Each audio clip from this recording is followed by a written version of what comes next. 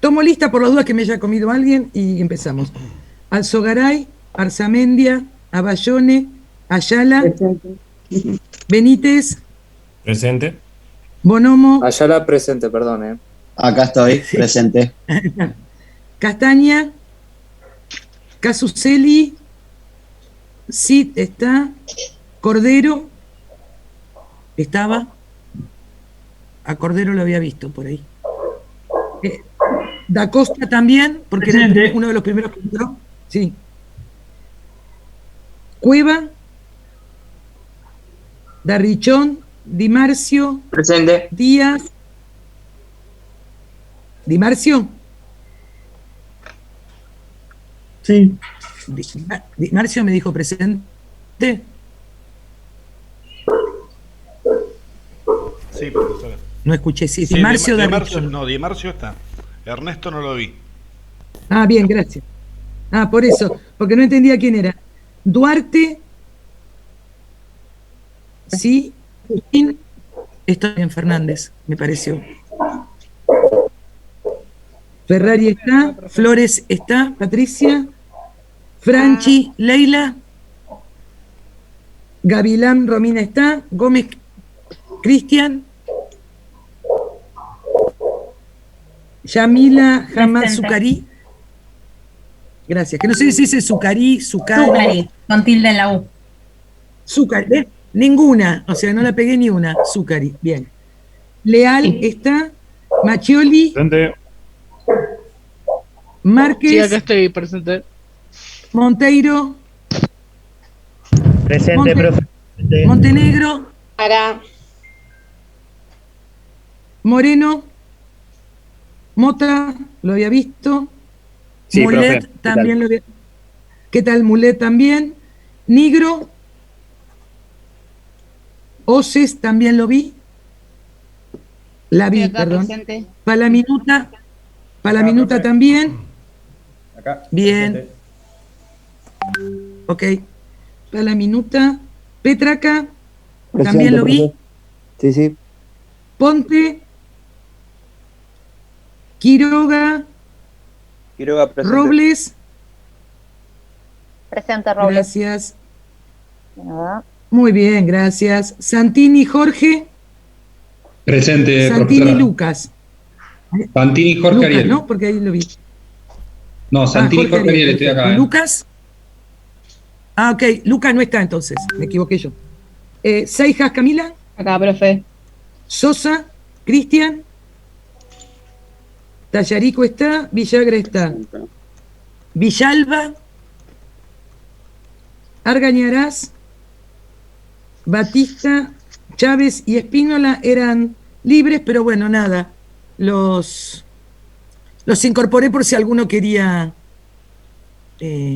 aunque dan libres, si querían estar. Bueno, vamos a empezar. Voy a poner a grabar, a ver si funciona.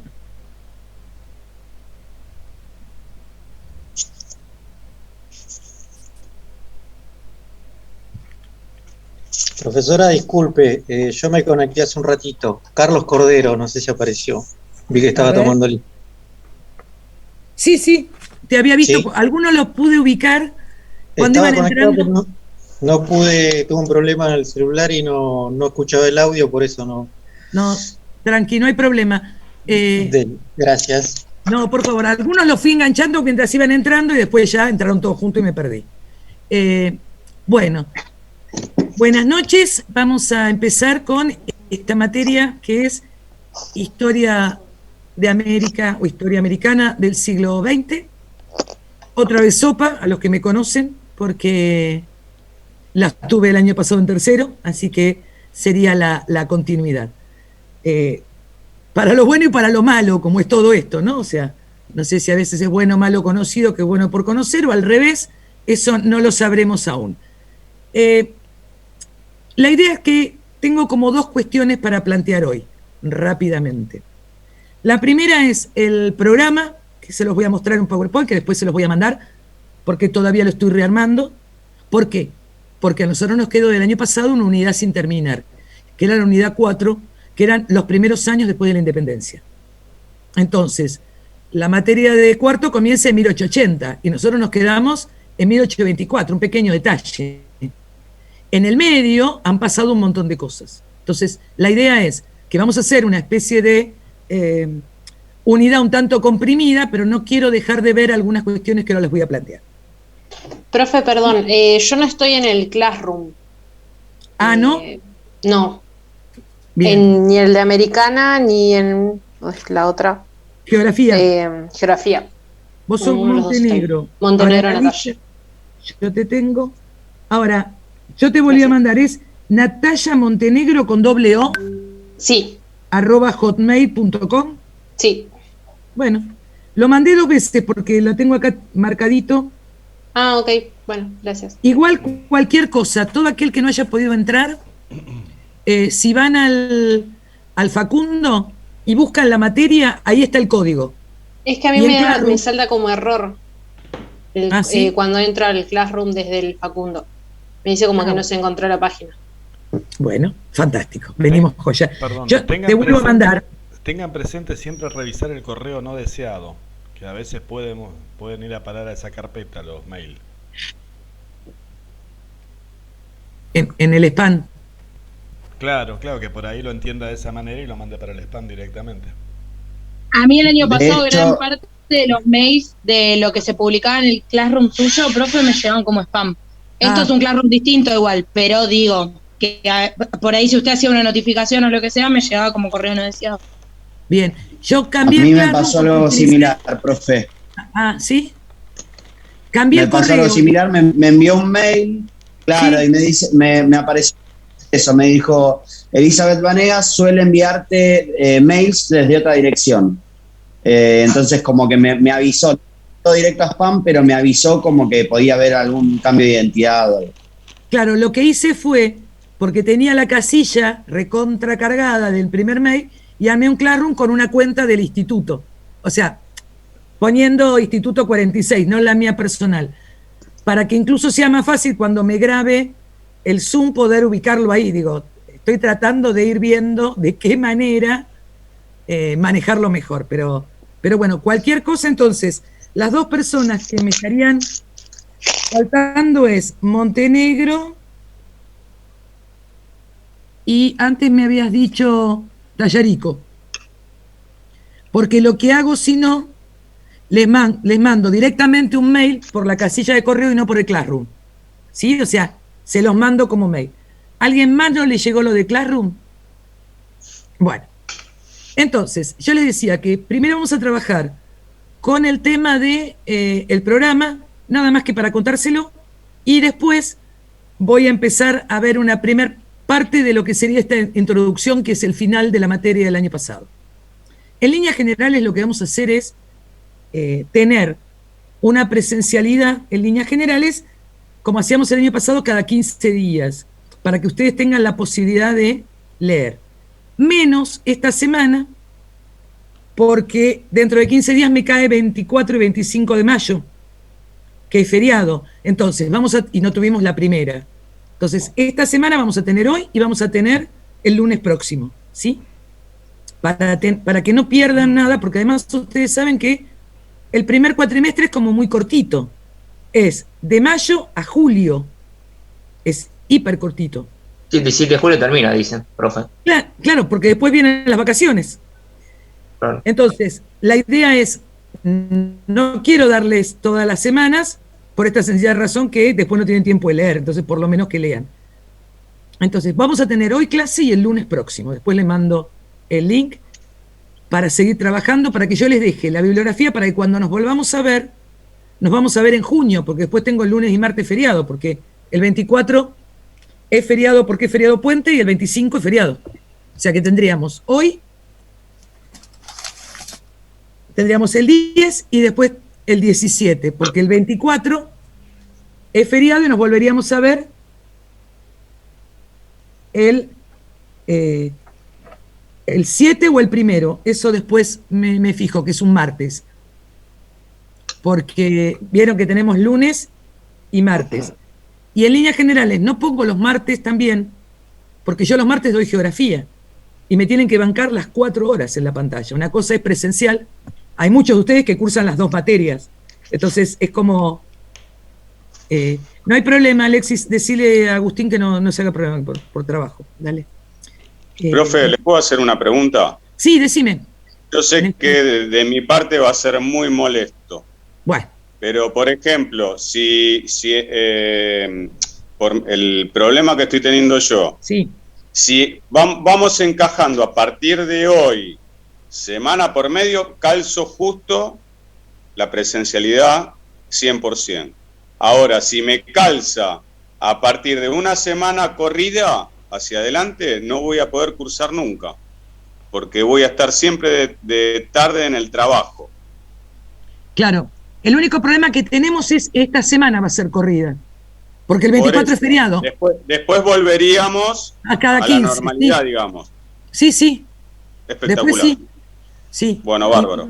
Igual no te hagas problema. Lo mismo le puede pasar a tu compañera que esté cursando, porque entonces algún día lo podemos hacer un martes, porque total ustedes en las 2 últimas horas del día martes no tienen nada porque me tendrían a mí en cuarto. Sí. Entonces, alguna vez podríamos hacer eso para que no se le superponga otro. Lo vamos viendo, ¿sí? Insisto en esto, no es un tema de asistencia el problema. El problema, mientras ustedes cumplan con los trabajos, no hay drama. Sí, profe, pero más allá de obviamente yo voy a cumplir con los trabajos y con todo lo que exija la materia.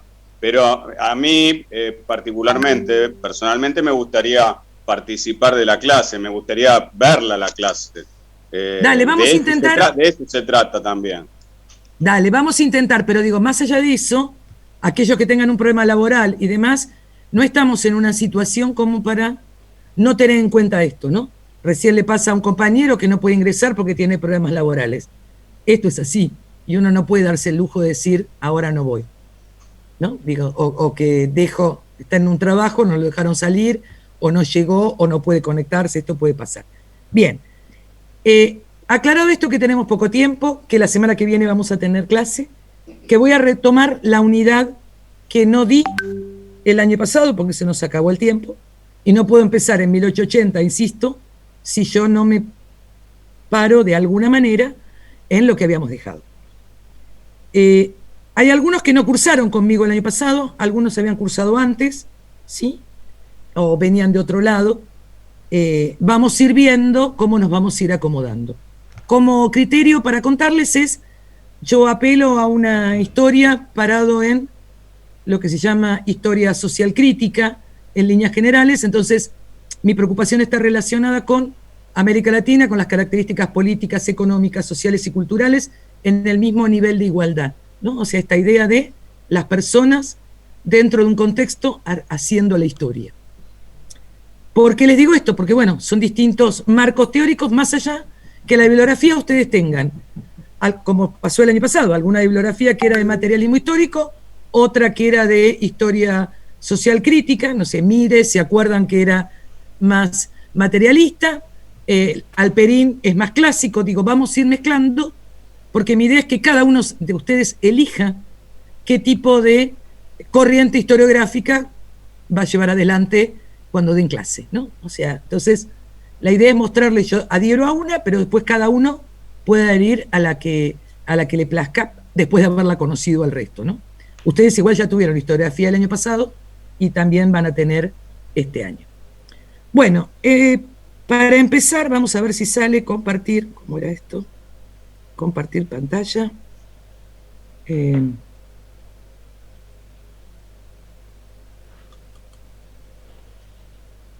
A ver si sale ahí. ¿Lo ven? Se ve, profe, se ve perfecto. No lo puedo creer. Sí, salió de primera, ya es como mucho. Bueno, ahí está.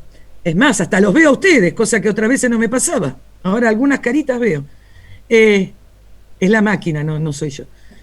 Bueno, la idea es mostrarles un poco en qué consiste el programa, en líneas generales, con modificaciones que también van a tener que ser por el tiempo. No puede ser lo mismo que yo proyecto hoy con la cantidad de pocas clases que tengo. Esta es la primera de las unidades que me faltan, que sería la unidad 0 de alguna manera, que es la del año pasado, ¿no? Que es los primeros años de la independencia. Y me interesan ver algunas cosas, esto de Bolívar y el Congreso de Panamá, pero también la personalidad de Monteagudo. ¿Se acuerdan que el año pasado trabajamos con una personalidad como la de Miranda o con algunas cuestiones que, cuando se acuerdan que incluimos Haití, incluimos algunas cosas que habitualmente no se veían en la escuela? Bueno, Monteagudo es una persona muy particular, va a ser el lugarteniente de San Martín, y cuando San Martín se vuelve de hablar con Bolívar después de la entrevista de Guayaquil, se queda como lugarteniente de Bolívar. Y va a tener algunas diferencias. Es muy particular la idea que tiene de cómo organizar América en función a si confederación, si estados separados y demás. La doctrina Monroe, porque en realidad estamos viendo la relación con Estados Unidos, el legado de la guerra, el caudillismo, la militarización, la organización política, esto de el gran continente dividido o no, eso lo vamos a ver, los distintos grupos, el fin de la esclavitud, y me parece importante trabajar con un par de guerras, que es la guerra del Paraguay, la guerra contra el Paraguay, la guerra de la Triple Alianza, ¿sí?, la guerra de secesión norteamericana y la guerra del Pacífico, porque esto es el mismo reclamo que siguen haciendo al día de hoy Bolivia, vieron, con Perú, ¿no? Hay como siempre una discusión por los territorios. Así que esta me parece, esta unidad, yo no puedo trabajar a empezar con la unidad 2, que sería la primera históricamente. Yo no puedo empezar con 1880 si mínimamente no tenemos una visión de cómo se estaba transformando América, cuál era el objetivo y cómo llegamos a una economía de exportación, ¿no? Y acá lo que vamos a hablar es de la primera división internacional del trabajo y de qué manera hay enclaves agrícolas y mineros y todo lo que tiene que ver con la exportación. Los crecimientos urbanos, cómo se consolidan los estados, vamos a ver México, Perú, Brasil y Venezuela, y todo el tema del intervencionismo norteamericano y cómo llegamos a la Gran Guerra o Primera Guerra Mundial, ¿no?, y América Latina. La unidad 3 es el agotamiento de esta economía y es el nuevo modelo del 30 al 50, que va a ser el de sustitución de importaciones, el impacto de la Segunda Guerra Mundial, todo lo que tiene que ver con nacionalismo, populismo, nacionalización de la economía, y en América Latina vamos a ver los populismos de Getúlio Vargas y de Lázaro Cárdenas, uno en Brasil y el otro en México. La unidad 4 es el impacto de la Guerra Fría y todo lo que tiene que ver con el mundo de la posguerra y el nuevo proyecto que es el Estado burocrático autoritario, las relaciones que van a existir con Estados Unidos, y acá el hito más importante, o uno de los más importantes, es 1959, la Revolución Cubana, donde aquí la Guerra Fría pasa a ser un lugar importante dentro del continente.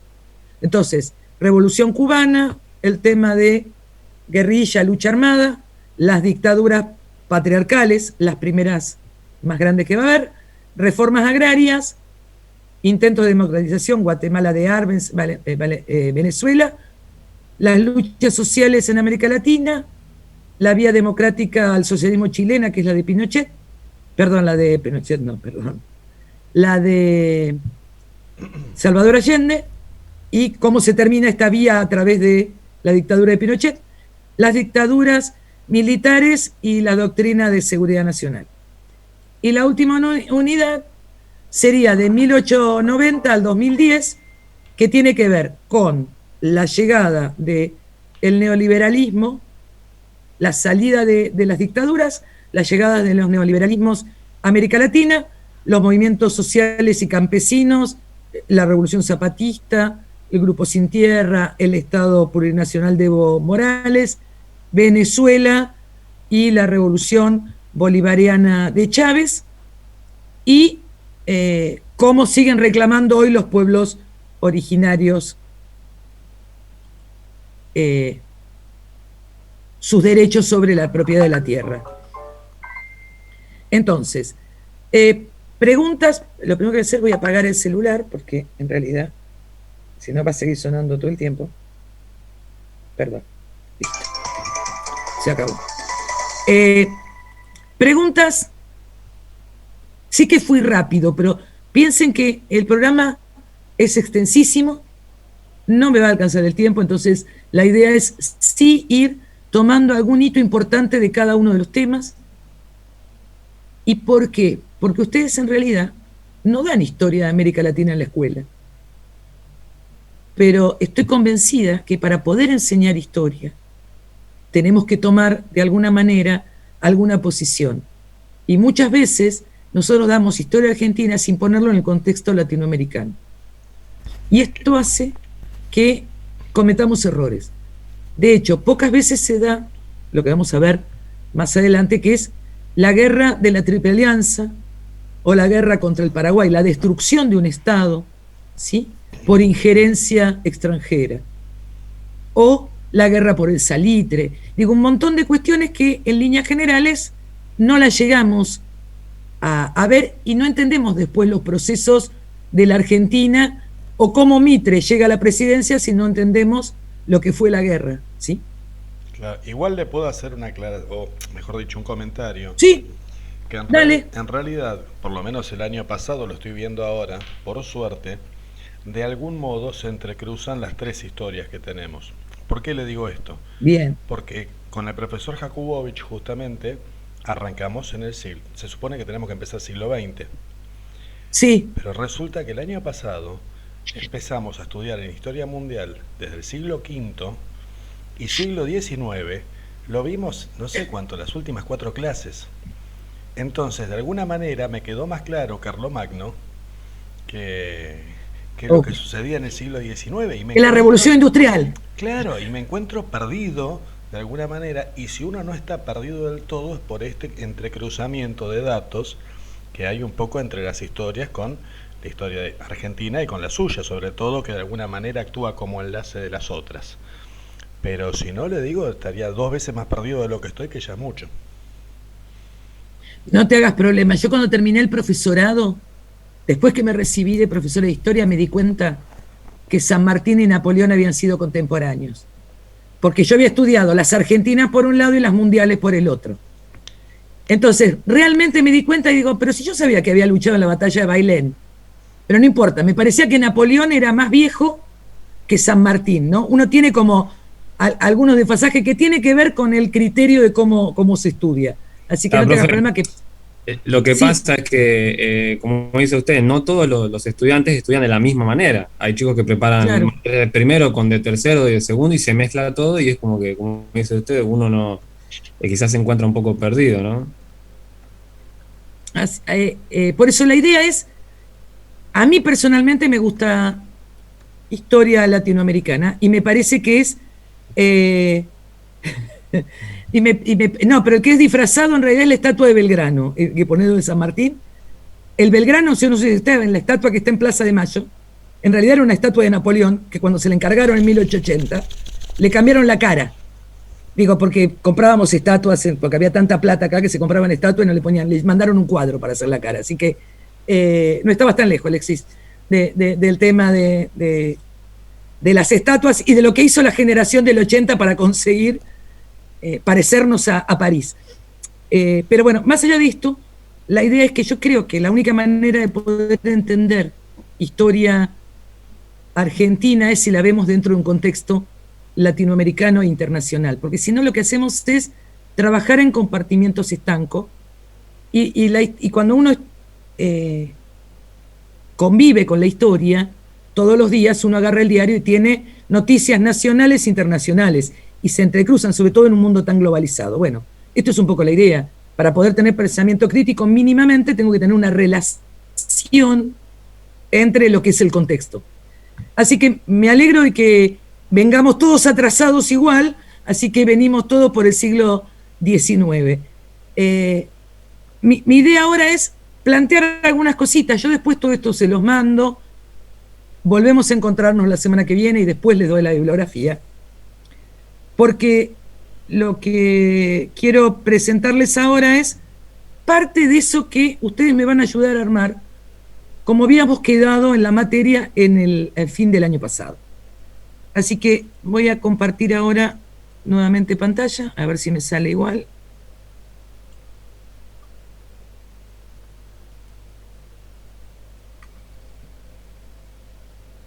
¿Lo ven? No, esta vez no salió, evidentemente. Está cargando todavía. No, porque dice que... Claro, está sí. cargando. Ah, a ver. Tiene que ponerlo y dejarlo ahí hasta que cargue, a ver. A ver. Porque me decía que estaba en pausa. Su función de compartir las pantallas está en pausa. Solo Dios sabe por qué. ¿A ustedes le aparece como cargando?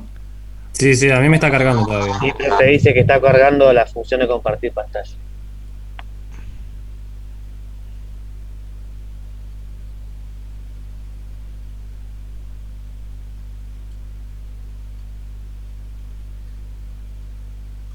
A ver ahí.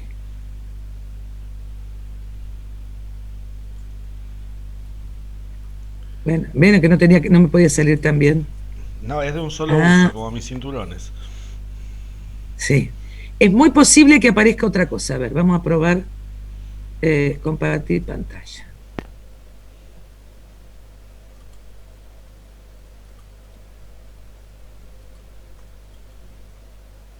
Esto no lo están viendo, ¿no? No. No. Bueno. Y lo peor es que yo tampoco. Ahí está. Acá. Profe, yo ahora lo estoy viendo en un recuadradito chiquito arriba de su imagen normal. O sea, como si Bien. estuviera compartiendo pantalla, creo, no sé. Ahora debería. Ahí está, ahora sí. Ahora sí. Bueno, lástima que se programa. O sea, lástima que me equivoqué. A ver.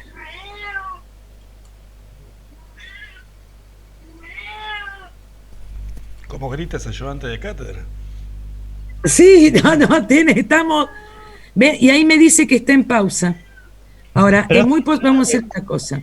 Cuando comparte ¿Saben pantalla, lo que quiera poner, se pone la foto de usted como si estuviera compartiendo pantalla y arriba el recuadro de usted chiquitito. Debe andar mal lo que quiera Ah, que abrir sí. el archivo que debe querer abrir, capaz que está dañado. A ver, ahí. Ahora sí. Ahora sí. ¿Saben qué era el problema? Que tenía abiertos los dos. Entonces, no podía, tenía los dos PowerPoint abiertos, entonces no había manera. Bueno, vamos a empezar entonces a trabajar con estos dos periodos. Uno es 1825-1850 y el otro que vamos a trabajar es así, 1850-1880. En principio, estas cuestiones que vamos a hacer rápidamente ahora, después vamos a profundizar, ¿ustedes se acuerdan cómo habíamos terminado la materia el año pasado? Habíamos terminado con la independencia, que había sido ¿cuándo? El último baluarte que había caído. Había sido el Perú en el... ¿Cuándo fue? ¿El 17, el 21? 1824 Ayacucho. Cierto. ¿Se acuerdan? Y era Bolivia, no era Perú, era Bolivia. Bueno, Era que había caído... No me acuerdo. No, evidentemente. Pero ¿se acuerdan que era la última batalla que había llevado adelante Sucre y ahí se había terminado con el bastión español? ¿Cuáles son las consecuencias de todo esto? Hay características políticas, económicas y sociales. Y en todas vamos a tener la característica que va a haber rupturas y continuidades. En líneas generales, en lo social, son más las continuidades que los cambios sociales que se van a dar, porque todavía tenemos esclavitud, ¿sí? Se va a liberar algunas cuestiones, pero en líneas generales todavía vamos a tener en varios países esclavitud. Y de hecho vamos a tener trata de esclavos. No lo hace la Argentina, pero sí lo sigue haciendo Brasil. Y lo siguen haciendo los ingleses y los franceses, y en algunos lugares todavía se siguen vendiendo. Entonces, vamos a tener algunas cuestiones que no van a cambiar. Sí vamos a tener un tema de inestabilidad, y la estabilidad va a ser porque cuesta muchísimo ponerse de acuerdo qué forma de gobierno va a adoptar cada uno de estos países. La otra cuestión es la fragmentación. Se pasa de los virreinatos y las capitanías a una división importante de países. Solo recuerden el ejemplo de el virreinato del Río de la Plata, por ahí, para que lo tengan más fresco, ¿no? Cómo se divide y se separa Paraguay, Uruguay, el Alto Perú, que es Bolivia, la parte que tenía Argentina en Chile, que después pasa a ser parte de la capitanía, y Argentina. O sea, ahí nomás, en un virreinato tenemos 4 países. ¿Sí? Entonces, así pasó con todos los países. Es por esto que vamos a tener una fragmentación. Pero antes de esto hubo una serie de luchas, y es esas muchas de las cuestiones que tenemos de límites entre los distintos países. El otro problema económico es el estancamiento. El estancamiento económico, porque ¿cuál era el sistema que teníamos económico durante el virreinato, durante el periodo colonial? Bueno, según la época, pero en los últimos tiempos del virreinato estaban con... todavía éramos el país agropecuario y estaban con las minas del Potosí que todavía salían por Buenos Aires. Pero, o sea que era exportador. Ahora, el problema que tenemos ahora es, ¿quién exporta? ¿Quién es el dueño del puerto? ¿Quién es el que maneja? Antes había una organización que era la aduana, ¿sí? La audiencia, había una serie de instituciones. Este es otro de los graves problemas. Por lo tanto, va a haber un estancamiento de la economía, y otra cosa es, de ese estancamiento, es porque no hay quien cultive la tierra, porque se fueron todos a la guerra. Todo el Estado, o sea, todas las zonas entraron en guerra. Directa o indirectamente, desde, no sé, estoy pensando en Belgrano, cuando hace el éxodo jujeño, que manda a quemar lo que quedaba de producción, y después los que se van a la guerra, no hay quien venga a cultivar. En los esclavos que se liberan, los que se van a la guerra. Entonces, hay, por un lado, un estancamiento de la economía, un modelo económico que no se va a poder reestructurar hasta que lleguemos a 1880, que es volver a un periodo neocolonial de alguna manera, porque vamos otra vez a la exportación de los grandes imperios. Y por otro lado, falta de recursos, no entra dinero, si no vendemos, no tenemos producción, y al no tener producción, no hay recursos. O sea que, sí. Una pregunta, disculpe que vuelva para atrás. Usted habló de los virreinatos. Dijo que hay como una desintegración, digamos, de los virreinatos, si mal no entendí. Sí. Se desintegran en países. El único que va a tratar de juntarlos va a ser Bolívar, cuando quiera hacer la gran Colombia. Está bien, gracias. Junta Venezuela, Colombia y Ecuador. Pero fracasa. Entonces, el grave problema es que los territorios que se independizan no coinciden con las fronteras del virreinato. Entonces, esto hace que haya organizaciones diferentes. ¿Cuál es el otro grave problema de todo esto? La militarización. El movimiento de ejército llevó a que aparezca un sujeto social diferente, que son los caudillos. ¿Quiénes van a ser? Aquellos que iban al frente de ejércitos, que vuelven a sus lugares de origen y forman parte de la tropa de alguno de los gobernadores o de alguno de las personas que empiezan a tener poder en cada una de las ciudades. Porque una de las fragmentaciones va a ser que vamos a pasar a tener poder como las ciudades. ¿Sí? Se va a generar, voy a decir una barbaridad histórica, les permito que me la permitan, que es casi como ciudades-estados. ¿Sí? O sea, estoy como volviendo a Grecia. La idea es, no es exactamente eso, pero más o menos así. Donde hay riqueza, donde hay un sector con poder, se establece la idea de que ellos se van a gobernar solos. No quieren que nadie les dé órdenes. Entonces, lograr la consolidación. Sí. la representación política de cada ciudad va a seguir marcada por los cabildos en líneas generales en toda Latinoamérica. Exactamente. Y si no es por los cabildos, es por alguno de los sectores. ¿Quiénes son los sectores que ganan en líneas generales? Las élites, las clases altas que no fueron a la guerra de la independencia. Ellos no se movieron en líneas generales. Entonces, aquellos que tenían algunas organizaciones económicas y demás siguen teniendo poder. Y pasa esto, queda como el gobierno circunscripto a las ciudades. Nosotros, para pensar en la Argentina, que es la que más recuerdan, Buenos Aires lleva adelante el 25 de mayo, mientras el interior no estaba haciendo nada de eso. Seguía con su vida natural. Solo cuando San Martín empieza a ir hacia Mendoza, ahí vuelven a estructurar los cabildos para que les dé tropas. Digo, esto también va pasando, o hacia el norte.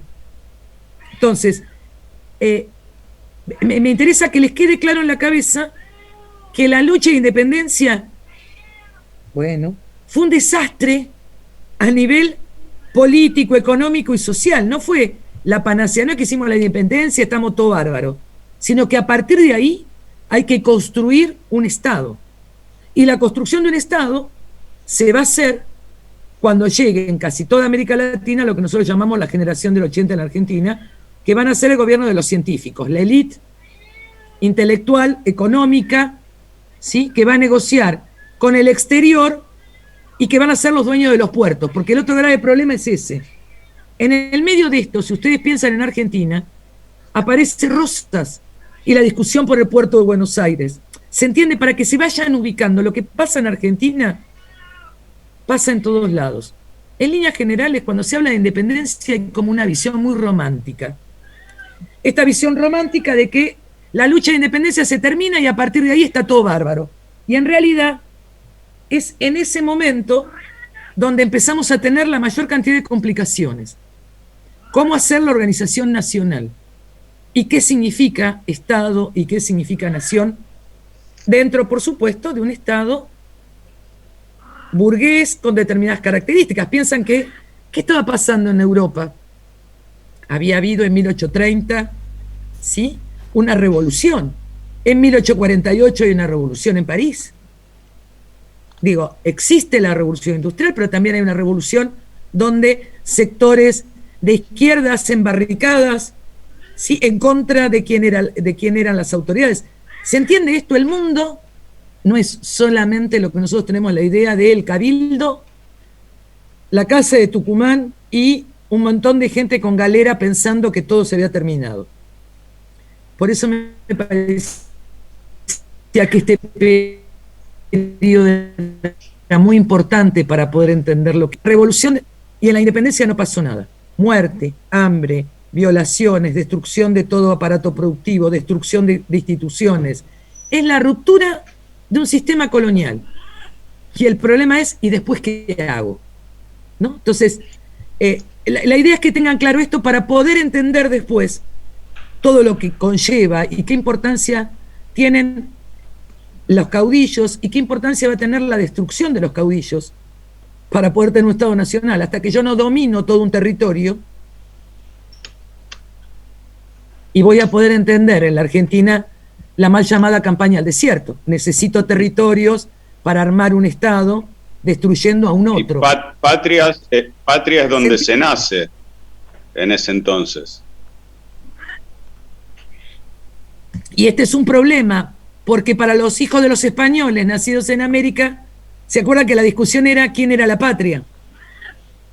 ¿Se acuerdan que era esto? No eran considerados, como eran americanos, hijos de españoles, eran criollos, pero no eran igual que los otros. Hay toda una discusión con el concepto de patria.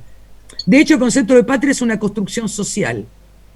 Hay una construcción de decir de quién es la patria, ¿sí? Y se va a generar igual de qué es la nación. Hay toda una idea de, primero se construye, históricamente se decía, primero había una nación, y después el Estado, y después se demostró que en realidad primero tengo un Estado, por lo menos en América Latina, primero tengo un Estado, después tengo que generar la noción de patria y la noción de nación, y por eso tengo que buscar efemérides, héroes, historia nacional, digo, Hay toda una construcción que en este momento no está. No es casual que en nuestra Profe, historia ¿le puedo hacer argentina... una consulta? Dale, la que quieres. Con respecto a los caudillos que usted habló, que están relacionados con la élite, si yo no mal escuché lo que usted había dicho. ¿Esto que habla de la época de los caudillos de la época de Rosas? Porque los anteriores tenían que ver con poderes locales que no eran tanto una élite, si no estoy mal confundida. No, es que tenían que ver más con poderes locales que estaban caracterizados con el caudillo. El tema es, esto que yo lo que digo es... Sí, que se caracterizan por el caudillo, no por tanto por pertenecer a la élite, sino por una identificación. No, yo lo que dije es, a lo mejor se entendió mal, me parece bárbaro que lo plantees. En realidad el caudillo es el que rodea, de alguna manera, al que tiene el poder de la élite.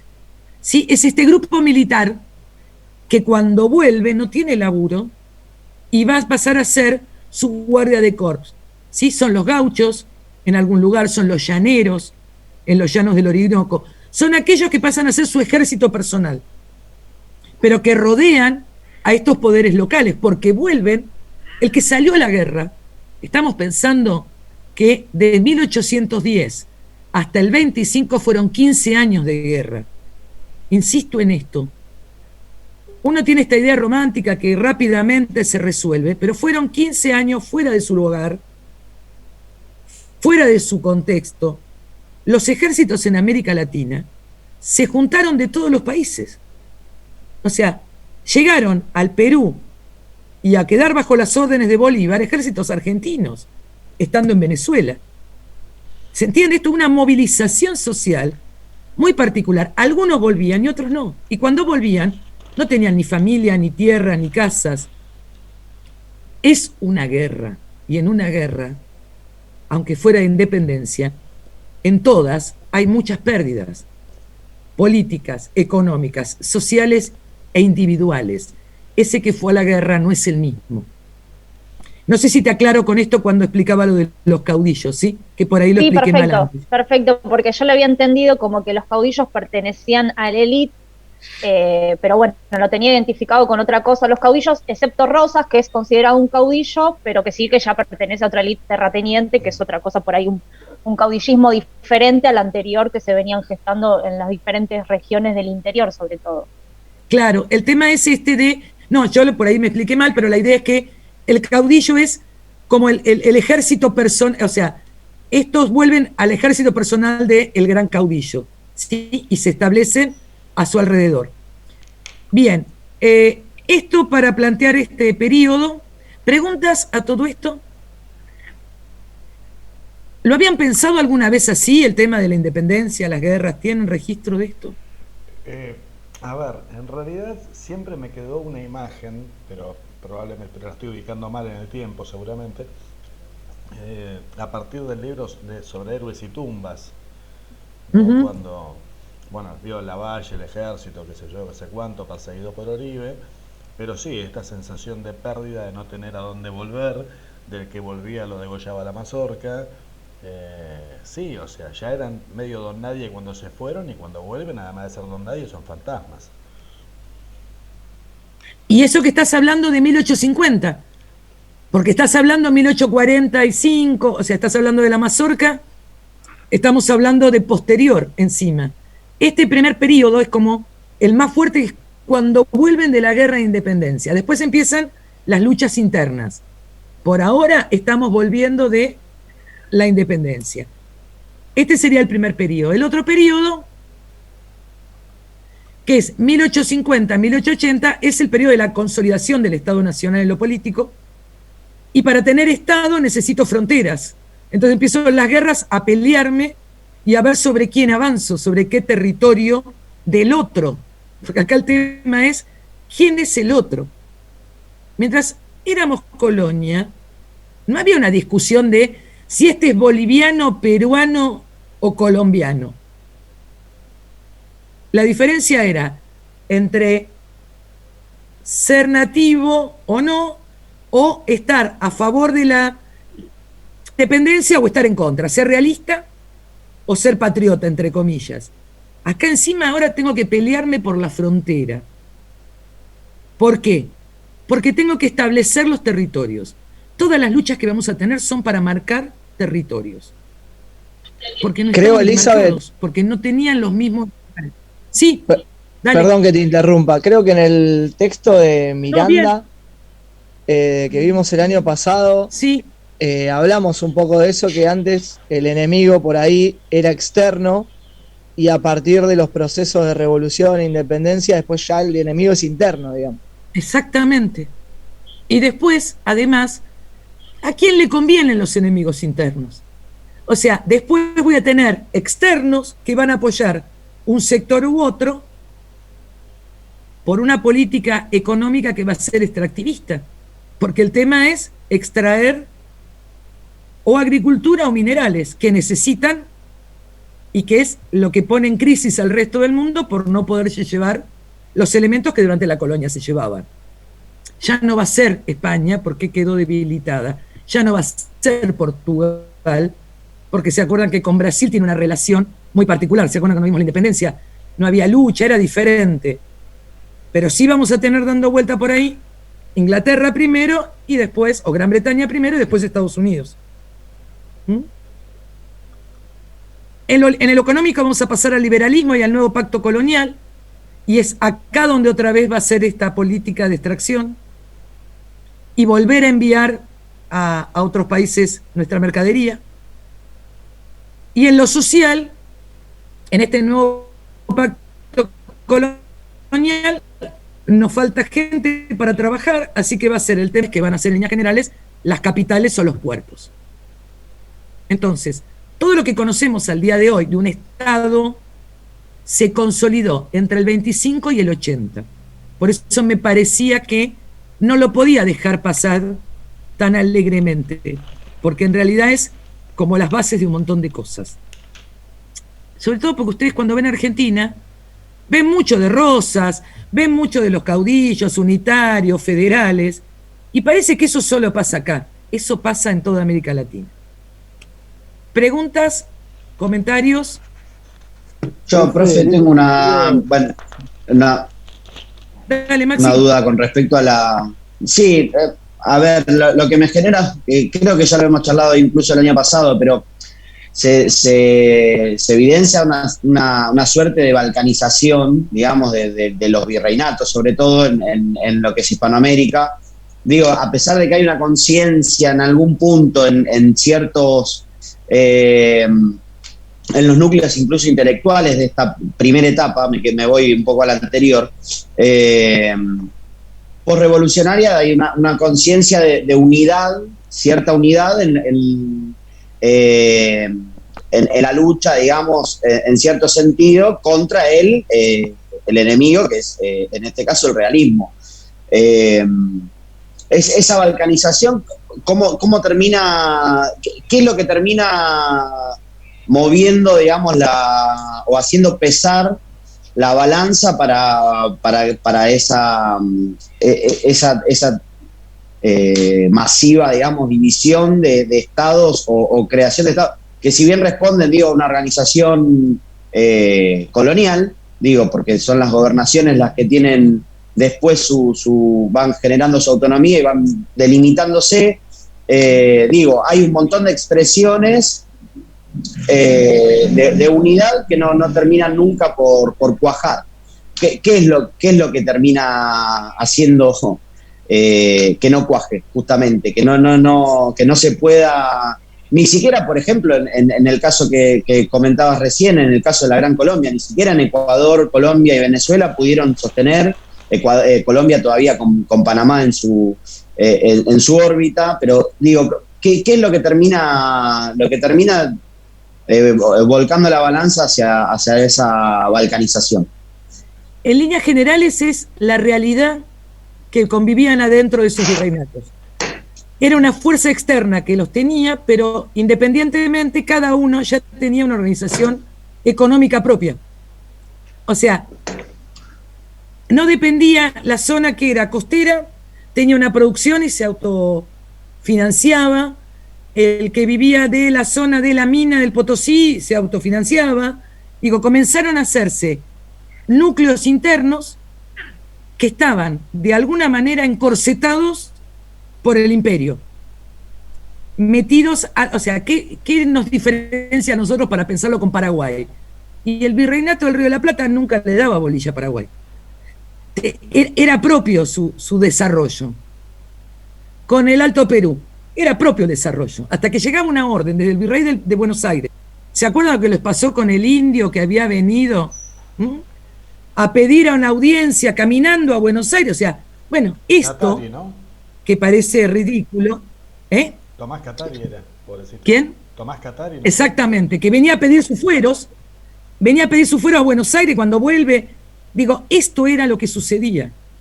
Nunca había existido, en realidad, unidad dentro del virreinato o de las capitanías. Era el poder imperial el que lo sostenía. Entonces, en cuanto tuvieron la posibilidad, nadie quería hacerse cargo de todo. Buenos Aires es el caso más claro. Buenos Aires se queda con el puerto y nadie quiere saber nada con Buenos Aires. Digo, ni lo quiere compartir con nadie. Entonces, una de las cuestiones es, la primera fragmentación se da por cada una de las ciudades, de las intendencias y de las gobernaciones. Son las que empiezan a tener más poder en sí mismas. Es como lo más chiquitito. Y después, esas élites que se van conformando en esa zona no quieren perder el poder. Y después le va a venir perfecta esa balcanización a agentes externos que les conviene comerciar, ¿sí?, con pequeños países que con grandes países. O sea, no es casual que nosotros no tengamos el control de nuestros ríos, porque tenemos es libre, o sea, todo lo que fue en la Argentina pensar que el río Paraná es de libre transporte, y tenemos hoy esta misma discusión con qué se hace con el Paraná y el Uruguay. Digo, esto no es casual. La libre navegación de los ríos lo dice la Constitución Nacional. Vayan a navegar el río Hudson en Estados Unidos. No existe. O entrar por el Amazonas. No existe. Entonces, ¿se entiende esto? O sea, después hubo esta balcanización apoyada por otros. Pero no solo fue externa. Digo, también tiene que ver con los intereses de cada una de las regiones que tenían propios, ¿sí? Bien, gracias. Y las guerras de independencia también pueden entenderse como una etapa de independencia y una etapa de guerras civiles incluso. Es que la consecuencia, o sea, se superponen ambas. Es que después de la independencia, después que sacamos a todos los españoles, ahí empiezan las luchas de las guerras civiles. Es inmediato, porque esos ejércitos vuelven y empiezan a querer tener poder. Y esos ejércitos son usados unos contra otros para poder empezar a manejar el poder. Pero las guerras civiles son consecuencias de las luchas de la independencia. Perdón. Sí, adelante. No, disculpe, le hago una pregunta que evidentemente ya debería haber sabido seguramente hace años, pero ahora me doy cuenta que probablemente no la sepa. La famosa libre navegación de los ríos, que yo durante toda mi vida interpreté, digamos, como libre navegación para los argentinos y quizás los que están con influencia de ese río, que son los paraguayos, si el río les toca por ahí, o los brasileños. ¿Se refiere a libre navegación mundial? O sea, no. ¿viene un polaco y navega? No. Ah. Pero si viene un paraguayo y le dan permiso a un polaco, navega. Ajá. O sea, no es que el polaco viene solo, pero un paraguayo puede autorizarlo a que vaya al puerto. Ok. En Asunción. Claro. ¿Se entiende esto? Claro, este es un problema. Entiendo. O sea, no tenemos que autorizar nosotros. Autoriza de hecho, cualquiera. ustedes saben, lo autoriza otro estado. ¿Ustedes se imaginan que el Danubio, que cruza muchos países, estoy pensando en Europa, no tiene libre navegación? Cada país establece su cota. Pero acá tiene que ver con nuestros ríos eran para salir al exterior, ¿no? Hasta tan punto estaba armado así el país. Voy a hacer una explicación que por ahí no va a esto, pero para poder entenderlo, cuando yo vivo en Liniers, cuando yo era chica, me llamaba la atención que en la estación de Liniers había carteles que decían trenes para adentro y trenes para afuera. Mi familia, que era ferroviaria desde siempre, me había enseñado que trenes para adentro, ¿sí?, era lo que nosotros decís, cuando yo estoy en Capital me voy afuera. El tren para adentro era para sacar los productos, y el tren para afuera era el que iba a 11, para cargar en uno de los ramales que van a Puerto Madero. Ahora, los carteles decían para adentro y para afuera, porque estaban armados por los ingleses. Digo, esto es como estaban montados los países. Yo qué digo cuando estoy en la capital, me voy afuera, o ustedes están en Matanzas, me voy afuera, me voy al interior. Este es nuestro concepto de adentro. Miren, ustedes también el lenguaje. El adentro y el afuera. Si estoy en el AMBA, soy una cosa. Entonces, me voy afuera me voy adentro del país. Y cuando voy afuera, me voy al exterior. Digo, esto también tiene que ver con el lenguaje, ¿sí? Y cómo fuimos armados como Estado. Entonces, el tren para afuera, que yo no entendía, para mí era ¿por qué no va a Luján? No, el tren para afuera era el que iba a Inglaterra. Porque el ferrocarril era el inglés. Entonces, lo llevaban hasta el puerto y del puerto salía el ganado que se subía al niño que venía del interior. Mire, digo, esto para poder ver lo complejo que es esto. Hoy en día incluso sí. Las vías, se habla de vía, digamos, ascendente y descendente en los ferrocarriles, y ascendente es la que sale de Capital. O sea, si me voy de Capital a San Miguel, voy por vía ascendente. Y cuando vuelvo a Capital, estoy descendiendo, vía descendente. Exacto. Digo, pero estas concepciones también son de quién ganó y quién perdió, ¿no? En esta organización. ¿Cómo ganaron los unitarios sobre los federales? Más allá de que sea un Estado federal, digo. Sin embargo, el puerto es el que gana. Y se sigue discutiendo todavía el día de hoy si un fallo de la Corte puede hablar de la autonomía de la ciudad o no. Bien. ¿Se entiende por qué me parece importante trabajar sobre esto? Porque es para mi gusto, es poder comprender un montón de cosas que van a venir después. ¿Alguna duda? ¿Alguna pregunta? No. ¿Algo que no se entendió?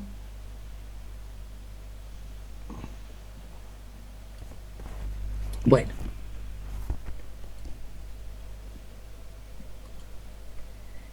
Mi idea era trabajar sobre algunos conceptos, ¿sí?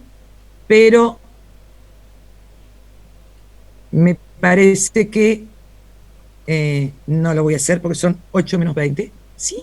Y sé que llega un momento que se me aburren. Pero sí quería plantearles algo que esto sí lo vamos a trabajar después. Este mapa que ustedes ven es esto que planteaba Maxi, por ejemplo, que era cómo era el tema de cómo estaban armados, ¿sí?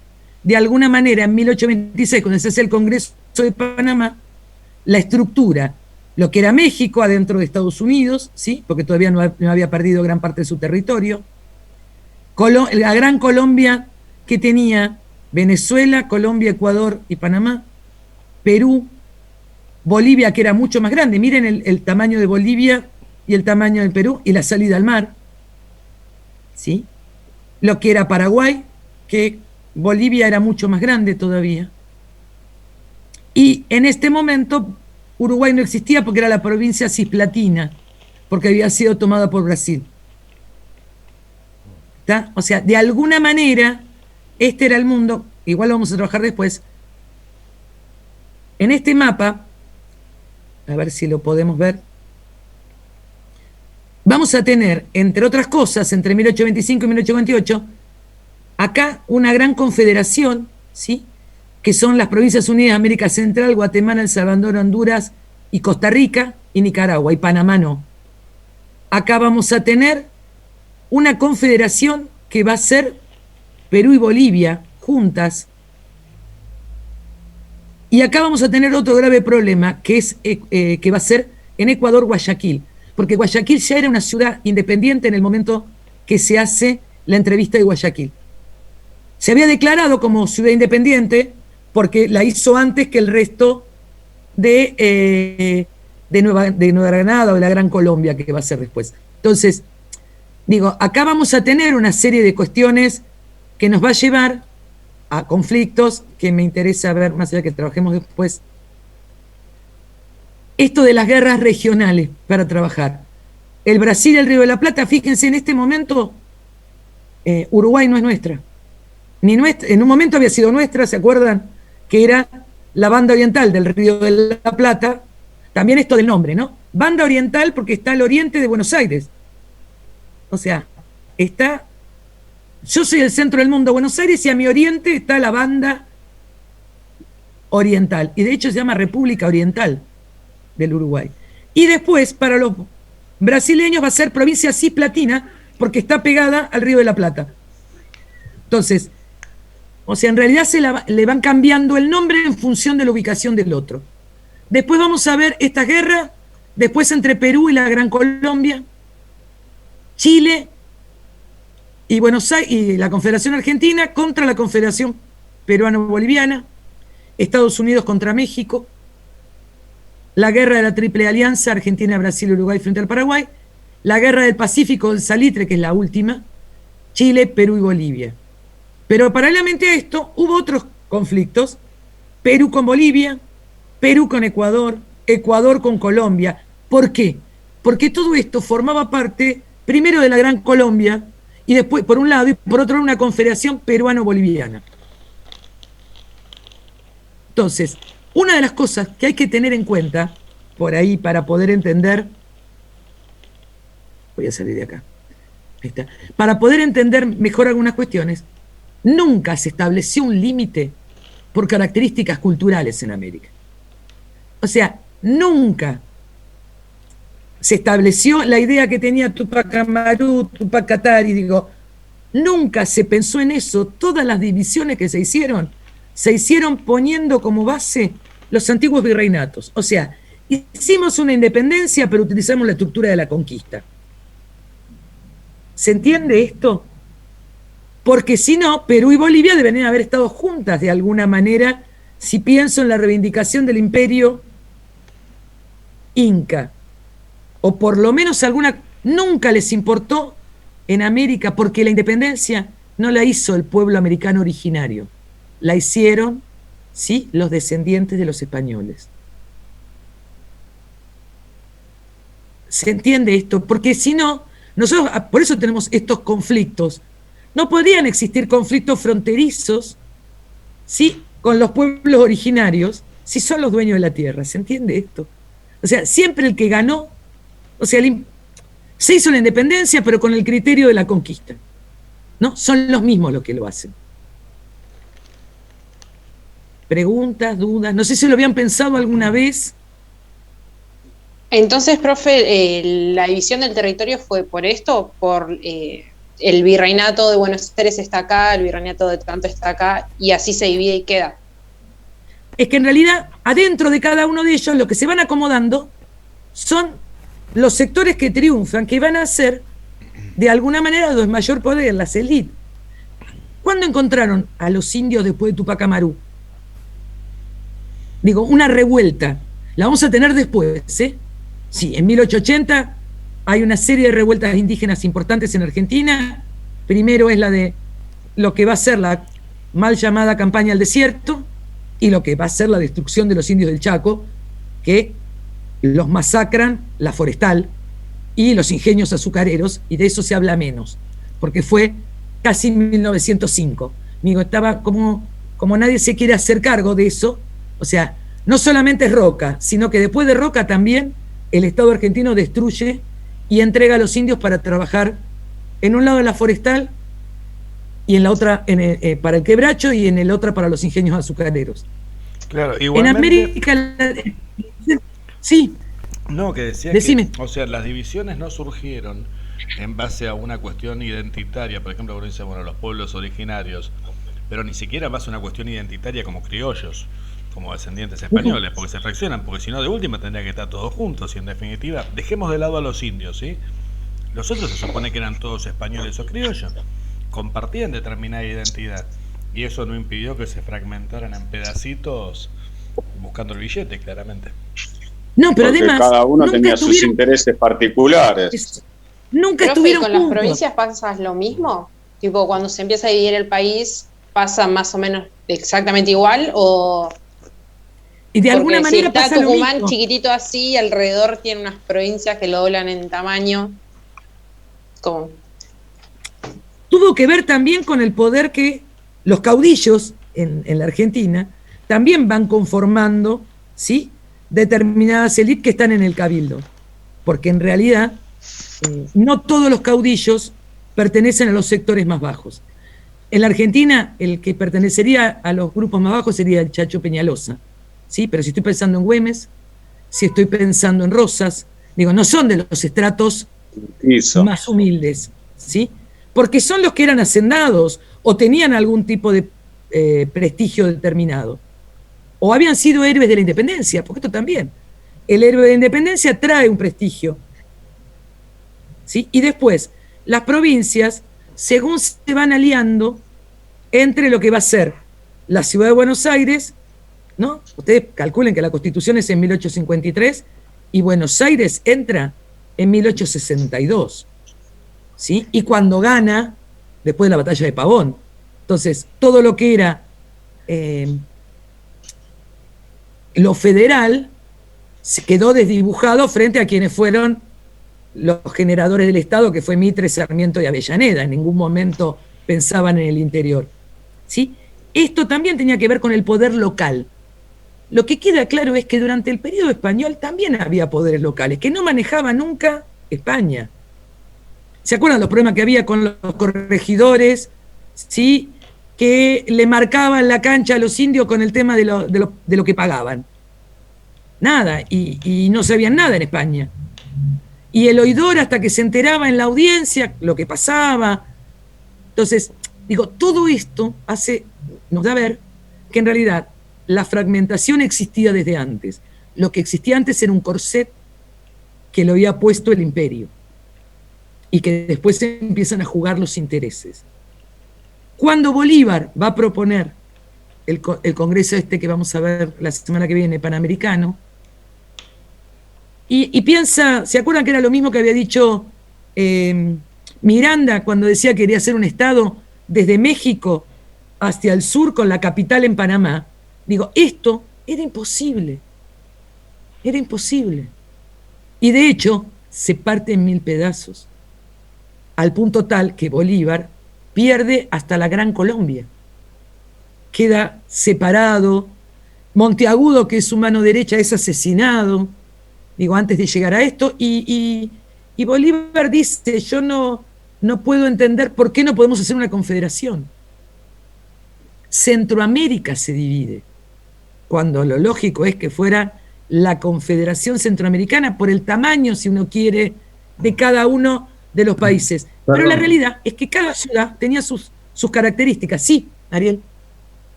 No, eso iba a decir justo, digo, que por ahí lo más llamativo de esta división es Centroamérica, ¿no? Que quizás es un espacio geográfico muy chiquito, subdividido por un montón de países. Después lo otro, iba a decir y adhiero a lo que usted dijo, que lo de México hasta Argentina me parece sería ingobernable, me imagino. Y aparte porque también, como creo en las particularidades individuales de cada nación, creo que algo de amalgama quedó entre indios, criollos, cada uno tiene su particularismo, y creo que haber quedado toda una sola nación hubiese sido bastante más, me parece más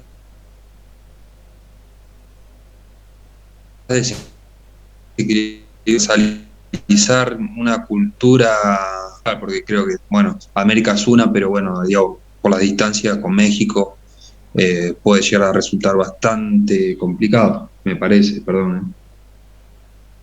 No, seguro, y además, una de las cosas que pasó es que después de estas divisiones, ¿sí?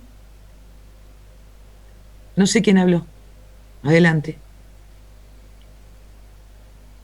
No, lo que digo es que una de las cosas también es que vamos a ir viendo después lo que va a significar durante todo el siglo XX la lucha para tener derechos los sectores que están excluidos en este periodo. Los indígenas, los trabajadores, los campesinos, los que van a ser sin tierra, digo, cómo después todos los que quedan afuera, ¿sí? Hay estados que van a tener que incluirlos.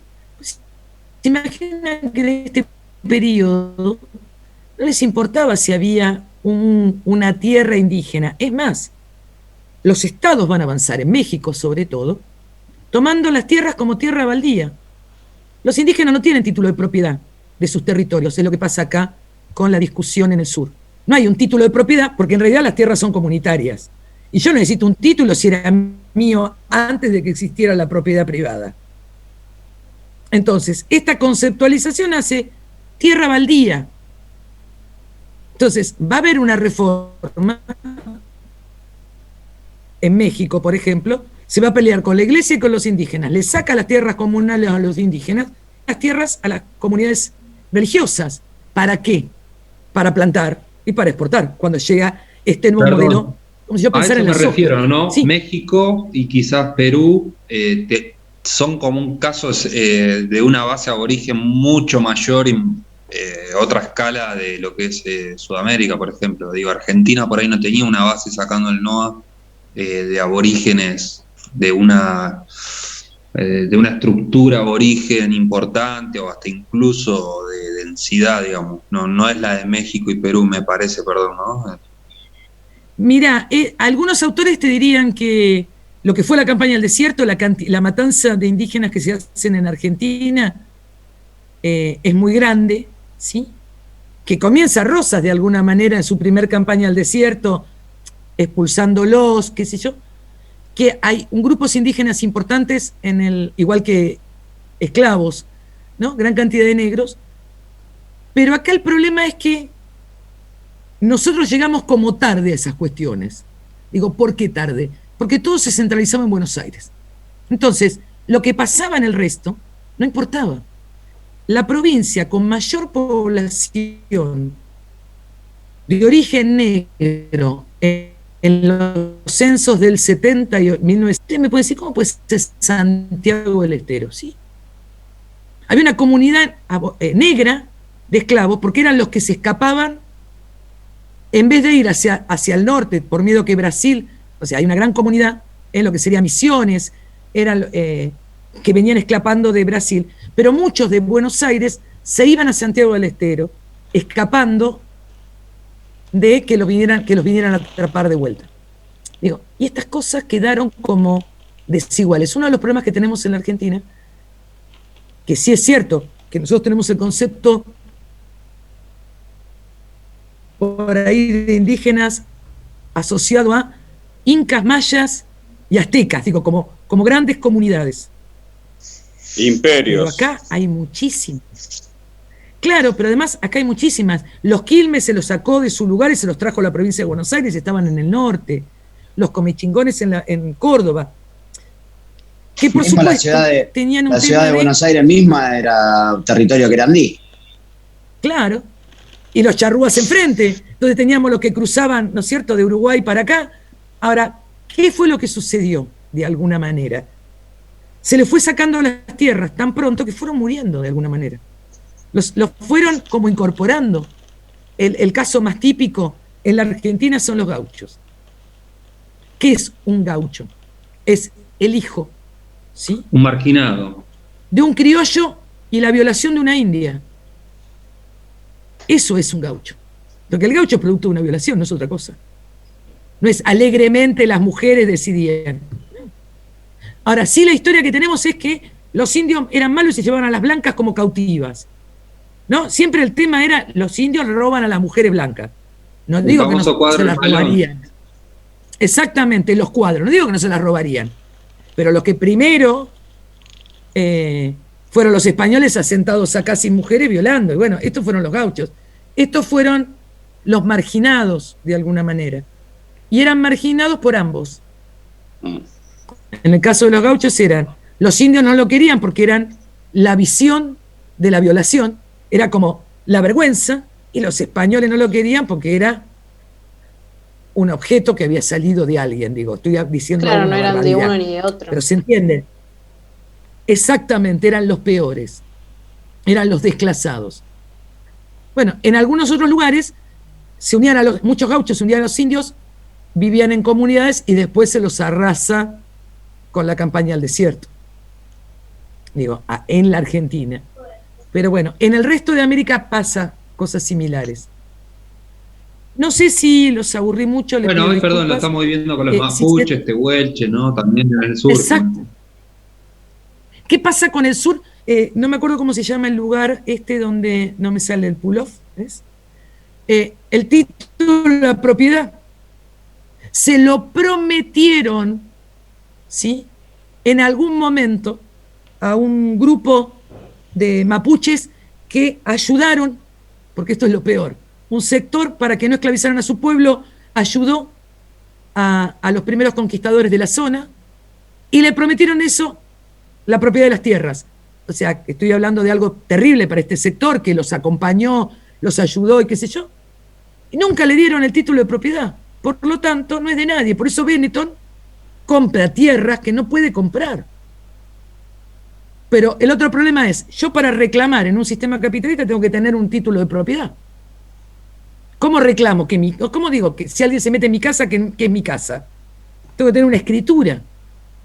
Ahora, no hay escritura para las propiedades comunales, porque son antes, ¿sí?, de esta división de este Estado.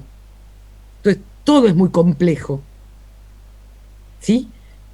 Por eso insisto en esto, me parece importante esta unidad para poder entender un montón de cosas que después se entrecruzan en la historia contemporánea, sobre todo del resto de América Latina. ¿Preguntas? ¿Dudas? Los curacas, por ejemplo, profe, para no perder también privilegios, se unían a los españoles y después terminaron perdiendo todo también. Sí, y después el otro punto era, durante las guerras de independencia, muchos sectores indígenas pretendían lo que va a ser después la reforma, lo que van a pedir en reforma agraria. Y reforma agraria solo va a ser, en principio, México, Perú, y un intento de reforma agraria en el Chile de Salvador Allende. Digo, no hubo... Y la lógica era, necesito una reforma agraria para que todo el mundo pueda tener su propiedad. Digo, esto también es un... Bueno, ¿preguntas? De mi parte no. Creo que los maté por ser la primera clase. Quedaron todos... No, súper claro y súper interesante. Sí, estuvo muy bueno, la verdad. Fue mucho más claro que para algunos otros profes de Sí, no, eso es lo que iba a decir. Como más conciso todo. Sí, bien, o sea, más organizado, ¿no? Por fecha, es lo que a veces necesitamos mucho de nosotros, que otros profesores, ¿no? Empiezan a hablar, y no entendemos nada, ¿viste? Pero no, bien. Sí, es verdad eso. Bueno, yo debo decirle que esto se lo debo a Leandro, ¿eh? O sea, el haberme organizado, se lo agradezco a Leandro, que se portó bien y no habló para nada. Ponerme en el lugar del otro, que a veces no me había pasado el año pasado. Por eso la idea es tratar de llevar adelante de la mejor. Por eso te digo, el programa todavía no está terminado, porque lo voy cambiando, ni la bibliografía está terminada porque la voy cambiando, ¿sí? ¿Preguntas? ¿Dudas?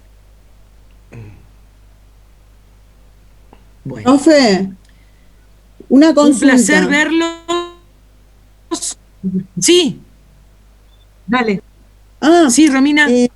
En características, que usted puso 1850 a 1880. En la parte social habló de la inmigración, pero no tocamos ese tema. Los inmigrantes generalmente, ¿dónde se ubicaron? En las grandes ciudades lo vamos igual a ver en la otra clase, pero los inmigrantes vienen a trabajar en la producción de este nuevo modelo de extracción, ¿no? En este nuevo modelo económico van a venir los inmigrantes. Es el periodo que llegan los inmigrantes a Buenos Aires, que llegan a Estados Unidos. O sea, cuando se hace esta nueva alianza de exportación, necesito mano de obra para trabajar. Y ya no me quedan indios, ya no me quedan esclavos, y me sale más barato traerme a los inmigrantes, que les pago el pasaje y después son pobres y asalariados. Y se quedan hacen los ferrocarriles, hacen el puerto, hacen las grandes ciudades, hacen los grandes monumentos, ¿no? De todo lo que va a ser la organización nacional, porque lo que nos pasa en Buenos Aires va a ser igual en la Ciudad de México, va a ser en Perú. Ellos van a igual a conservar algunas cuestiones mucho más coloniales que lo que vamos a hacer en Buenos Aires, que va a ser totalmente europea, porque la élite de Buenos Aires encima ni siquiera vive acá. Digo, en líneas generales, en México viven en México, la nuestra no vive acá, la nuestra tiene los campos. Son semestrales, ¿no, profe? Son No semestrales, 6 semestrales, son 6 acá y 6 en Europa. Exacto, y como había dicho en algún momento alguien que ustedes conocerán, era la oligarquía de la bosta. O sea, era la oligarquía de los que tenían vacas, porque además ni siquiera cultivaban la tierra. Esto también lleva a un sacrificio distinto. No es lo mismo ser ganadero, sí, que ser agricultor. Es más, en la Argentina la discusión, eso lo van a ver en Historia Argentina, es con Sarmiento. Sarmiento es el primero que pone los cercos. O sea, porque era todo ganadero. Si yo quiero plantar, lo primero que tengo que poner es alambrado, alambrar los campos. Si acá el ganado era cimarrón.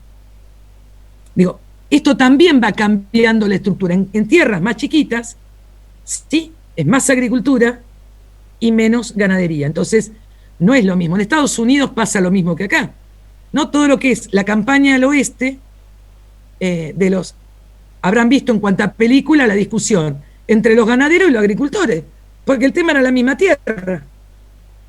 Además de matar a los bisontes para comérselo, que era el ganado natural.